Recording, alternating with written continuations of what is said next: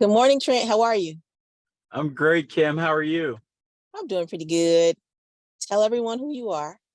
Trent Turner, Cross Country Mortgage, NMLS 2078583.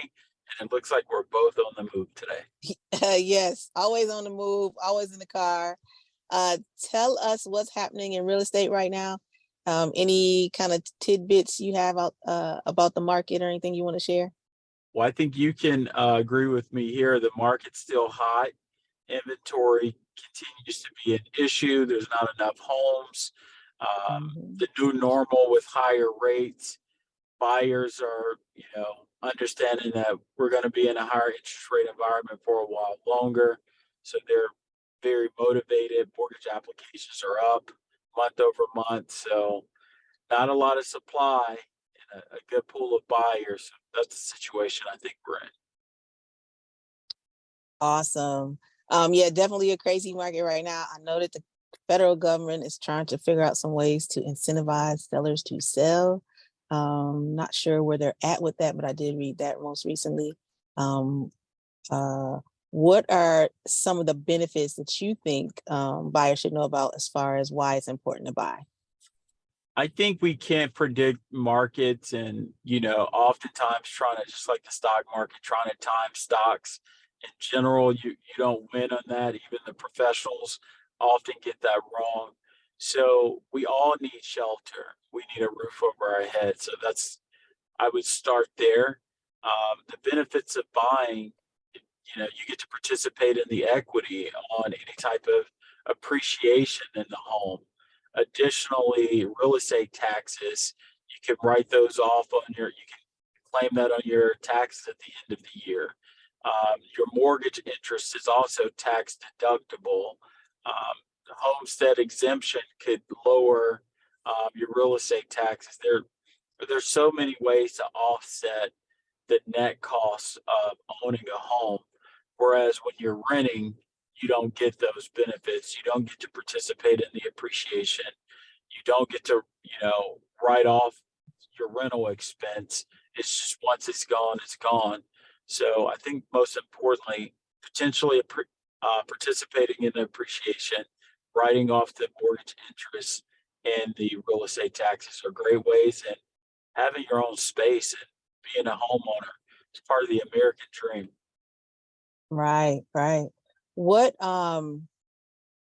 when you talk to someone as a new client and they're currently renting, like how do you kind of explain the difference between what they're paying to a landlord versus, you know, what they'd be paying to the mortgage lender on their new home that they actually own and can increase their equity in?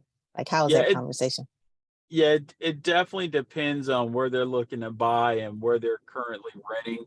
A year or two ago, just off top, it would be more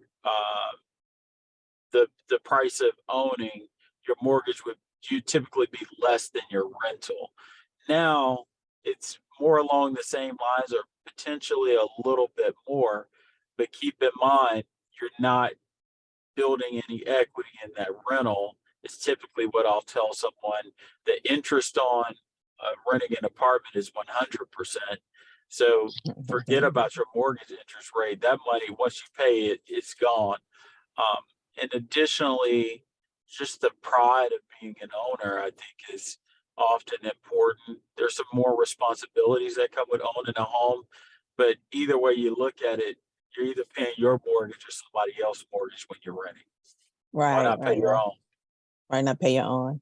And one of those benefits that you could do once you purchase and increase the equity in your home, you could do a HELOC. Tell everybody what a HELOC is. Yeah, so you don't have to sell your home to realize the appreciation in your home. So if you need cash, even if you don't need it right away, you can always tap into the equity with a home equity line of credit or a home equity loan.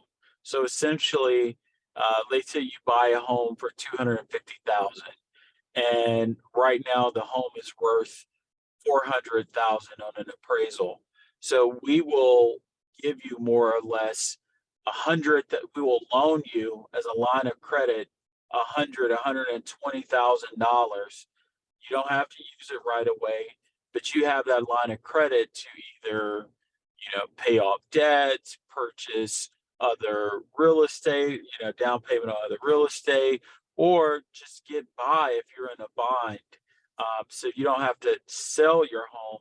You can utilize a HELOC to, get by. And often, some of my wealthier clients, they just naturally will have a HELOC on their homes, just as a what if, almost like a credit card against the equity in their home. It allows them a lot of flexibility, and typically those HELOCs are at a fixed rate. So if you do it while interest rates are lower, it's a lot cheaper than credit card interest rates or traditional loan. So. Awesome. Great information. Trent, how can people find you? They can call me at 601-291-3135. They can get in contact with people like Kim, and Kim knows where to find me, and I'm happy to work with any and all.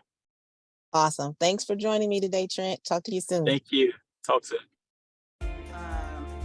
2023, I'll be talking to lenders, some of my vendor partners, just to give you a better idea of how the process works. So buying a home, selling a home.